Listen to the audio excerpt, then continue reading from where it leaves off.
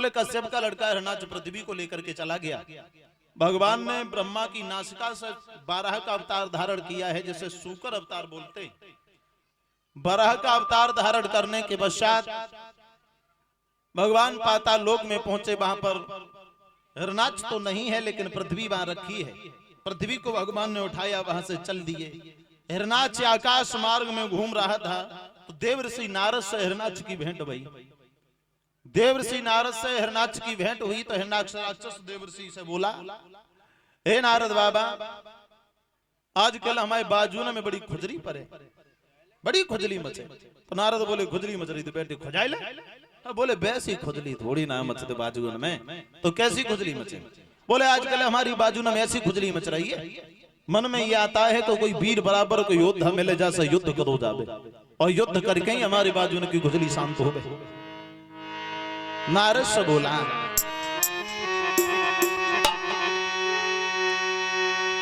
किया तो बतला दो वीर कोई, और या तुम ही मेरो काम करो, तुमने ही बलु दे डारो है, अब आई जाओ तुम संग्राम करो।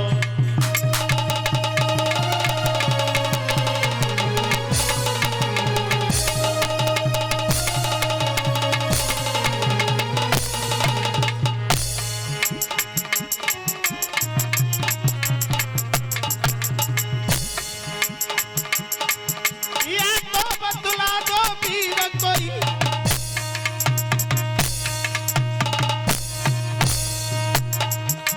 तुम ही मेरो काम करो, तुमने ही बलु दे डारो है, अब आइयो ने का संग्राम करो।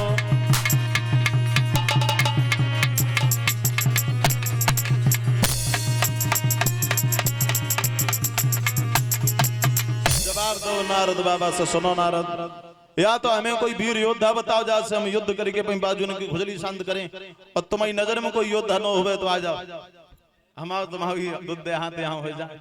नारद बाबा बोले, हम महात्मा आदमी युद्ध करे वो तो ना जाने, लेकिन हे हिरणाक्ष, आज हम तो कोई ऐसो एक वीर योद्धा बते जैसे तो युद्ध कर ले, और मेरी गारंटी अगर तेने युद्ध कर लो तो तेरी दोबारा कहूंगा बाजू में खुजली में पड़े ही ना। कौन है? बोले तू भी बहुत बड़ा बलवान है, और तेरी पृथ्वी को एक सुअर लेके जा रहा है, अगर इतनी ताकत है तो पृथ्वी को वापस कर ले। हिरणाक्ष वहां से भागा, भगवान को बुरा भला कहने लगा, जहां सूकर के भेष में भगवान पृथ्वी को लेकर के जा रहे हैं। जवाब दिया, ये पृथ्वी मेरी है। भगवान बोले, तेरी ना मेरी है। हिरणाक्ष फिर बोला, सुना, ये पृथ्वी मेरी है, मुझे दे दे। भगवान बोले, तेरी ना मेरी है। हिरणाक्ष बोला, अच्छा ठीक, पृथ्वी न तुम्हारी है ना हमारी है, पृथ्वी को रख दो, हमारा तुम्हारा युद्ध हो जाए, जो युद्ध में जीत जाए पृथ्वी उसी की है। हिरणाक्ष ने और वहां सूकर के भेष में भगवान में बड़ा घमासान युद्ध हुआ, वर्षों तक युद्ध चला। अंत में भगवान ने हिरणाक्ष का वध किया और पृथ्वी को ले जाकर ब्रह्मा को दिया। हिरण्यकश्यपु ने अपने भैया के मृत्यु का समाचार सुना, विचार किया है बाजी वाह, उस नारायण ने मेरे भैया को भेष बदल के मार दिया, उससे बदला हम जरूर लेंगे।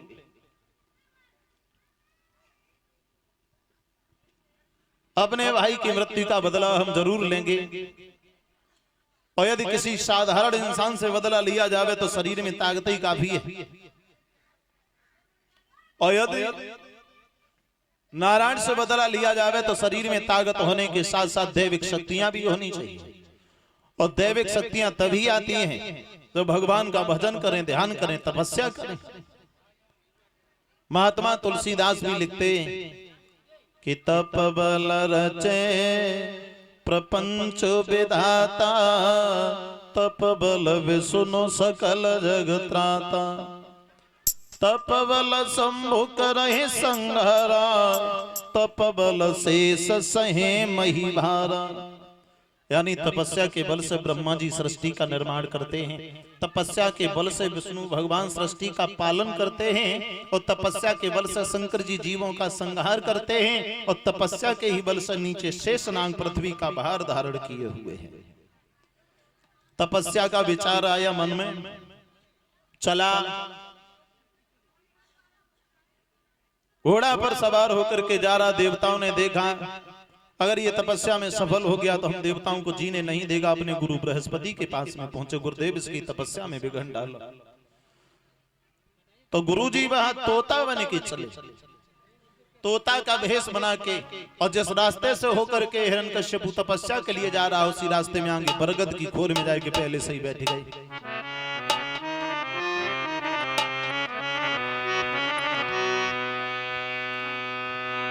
आर देव गए घबराई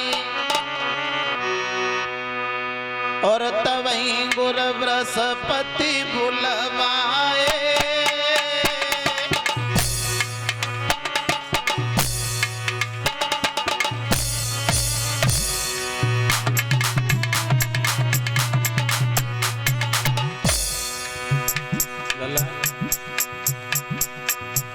अरे देव गए घबराई तवहीं गुर बृहस्पति बुलवाए।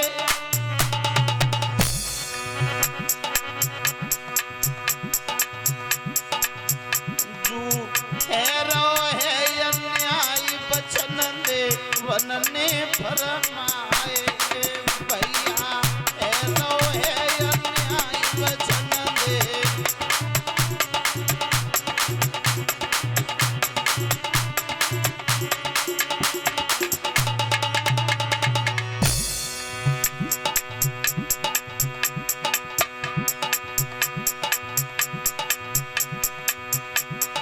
अरे गुरुजी तोता बने आए। अरे गुरुजी सुवना बने आए।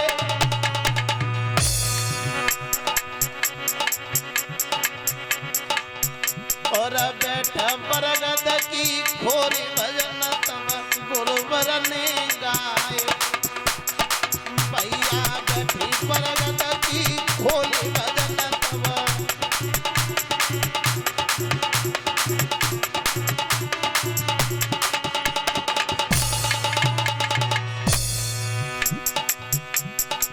गुरु बृहस्पति तोता का भेष बना के बरगद की खोर में जाके बैठ गए। इधर हिरण्यकश्यप तपस्या के लिए घोड़ा पर सवार होकर के जा रहा है।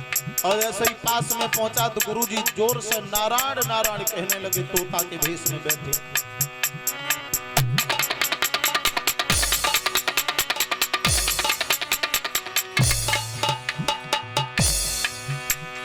अरे गुरुजी राम नाम लियो।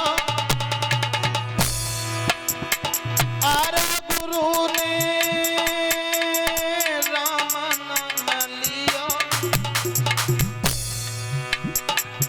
जब सुनो राम को नाम दुष्ट को कांपी गोहियो। जब सुनो राम को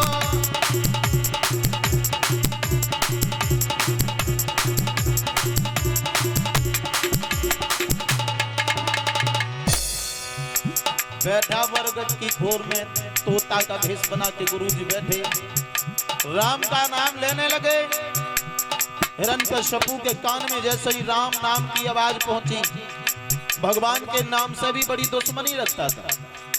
विचार करने लगा हम तपस्या करने जा रहे थे, रास्ते में बैठा कोई नारायण नारायण कह रहा, ये तो मेरा अपशगुन हो गया, मेरे दुश्मन का कोई नाम ले रहा। आज नहीं जाऊंगा तपस्या करने के लिए, अपशगुन हो गया। अरे भूपने मार दो कोड़ा। अरे भूपने मार दो कोड़ा।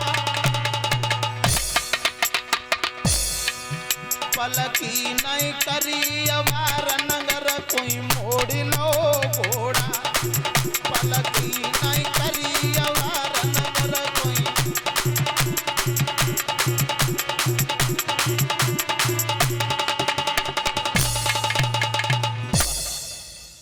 गुरुजी तोता बन के बैठे नारायण नारायण कह रहे थे। नारायण शब्द जैसे ही कान में प्राण है।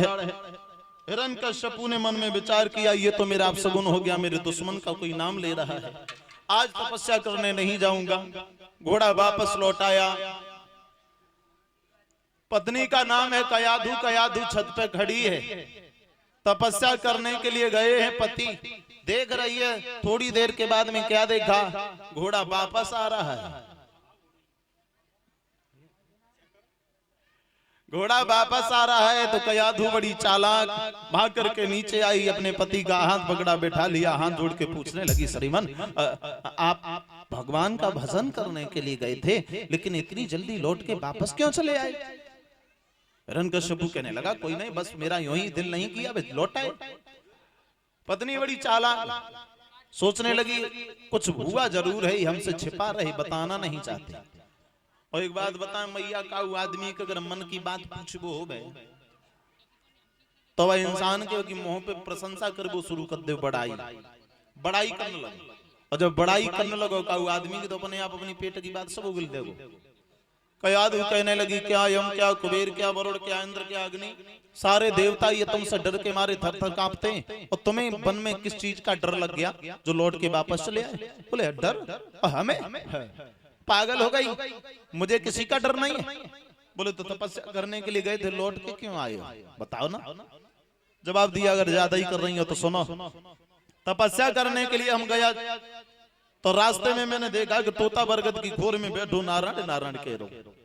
और जैसे ही नारायण नाम अपने पति के मुंह से पत्नी ने सुना, सोचने लगी, हमारे पति भगवान के नाम से इतनी बड़ी दुश्मनी रखते हैं जो कभी नाम लेना भी पसंद नहीं करते, और आज भले ही दुश्मनी से लिया हो लेकिन इन्होंने नारायण नारायण तो कहा।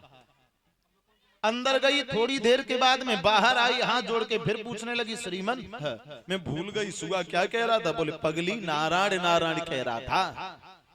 फिर अंदर गई, थोड़ी देर के बाद में फिर आई और हाथ जोड़ के फिर बोली, श्रीमन सुगा क्या कह रहा था? बोले अरे पगली, सुगा नारायण नारायण कह रहा था। फिर अंदर गई, फिर आई, बोले मैं फिर भूल गई, सुगा क्या कह रहा था? एक दो बार नहीं मैया, 108 बार अपने पति के मुंह से नारायण नारायण शब्द बुलवाया। उसी रात्रि नारी कयाधु गर्भ धारण करती है। दूसरा दिन हुआ, घोड़ा पर सवार होकर के फिर चला है बाहर। घोड़ा पर सवार होकर के फिर चला राजा तपस्या करने के लिए। वीहड़ वन में पहुंचा, घोड़े को छोड़ दिया, एक पैर के बल खड़ा हो गया, ऊपर की तरफ दोनों हाथ